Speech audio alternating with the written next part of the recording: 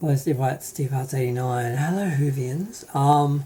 I just saw a video yesterday from a guy called Oz Who Fan, I think, and he was going through the whole sort of relationship between Australia and Doctor Who, and I sort of had a vague awareness of it. I sort of knew how big Doctor Who was on some level, and that I'd always taken it for granted because it was always there and I always had full access to it and always meant to make the time to watch all the old shows, but I didn't get around to it. And then on the 60th anniversary, they were just gone when Disney took over. They basically said, well, if we're going to pay for the new show, we want international rights. We want to take it all. You don't get it. No one gets it except us. And I assumed it would appear somewhere else and be available somewhere else for us, and it just never happened. We just lost it. But during all that, I sort of was talking about why we love Tom Baker and how I sort of thought Tom Baker was the Doctor Who. I didn't realise there were other Doctor Who's. And the reason why he was so popular is just in part because I think Doctor Who sort of got to a peak popularity in like the 80s, and they actually brought Tom Baker out, and he did a bunch of speaking appearances and went to schools, and they actually did an in-canon like episode that was like a promotion for like taking care of the environment and keep Australia beautiful and everything.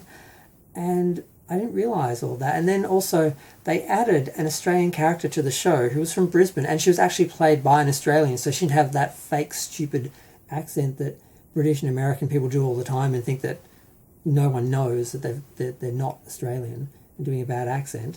Not that we have an accent. I mean, I sound exactly like an American right now. We don't hear it. I don't hear it. I've been told I have an accent. I'm like, no, I don't. I sound just like all the Americans and British people I see on TV who sound just like me, right? But yeah, they can't do it. And that was a big deal to have an Australian actress playing an Australian character on Doctor Who. And it was done for us. And I didn't really appreciate that. And I meant to mention that in the other video that I did, and I totally forgot it. I'm like, you know what, that deserves a second video. Because I don't think people kind of realise that or get that after the fact. And it's just sad now to see that because we don't have Doctor Who that is accessible. And these corporations who think, we'll put it behind a paywall and we'll make money out of exclusivity. Yeah, but then you limit your audience. And you stop, like, literally, there'll be a whole generation of kids who don't grow up with Doctor Who now because of this whole Disney deal, assuming they keep making the show. If it gets cancelled, if it already is cancelled like they say it is, and the BBC goes back to making it, things could change. But the claim is the BBC doesn't have the money to make the show anymore. So if they don't partner with someone, they can't keep making it. So either the show is going to be cancelled or it's going to have to go back in budget. And I have no problem with that because, you know, kids, they don't notice the budget limitations so much. It's more the stories that are engaging, and adults, they know it's all make-believe anyway, so as long as the story's good, it all comes down to the story. And Doctor Who always had the story. Star Trek, especially in the 80s, had the budget, you know, and the effects and that, and a lot of other sci-fi stuff had bigger budgets. The Doctor Who never had that, but they always had the story and just the love of science fiction and of telling the story and everything. And that's something that I think it's sad. I think a lot of kids are going to miss out on that because Doctor Who isn't accessible anymore. It's not, you know, easy to get to, and they're not going to discover it. They're not going to stumble onto it. They'd have to go looking for it deliberately and pay for it. And no kid who's never seen it before is going to do that. So that was one of the points that he made in the video, which I also sort of don't think I really emphasised. But yeah, I just wanted to do a second video because I just really love how connected Australia was to the Tom Baker era of Doctor Who. And yeah, I just think it's sad that now apparently it's all sort of drying up now. And like I said, the studios think that they're making money through exclusivity because people pay them to have this thing just on their service or whatever. But then that limits it because, yes, some people might go to them just for that, but other people aren't. And people who aren't on that service are just never going to see that product.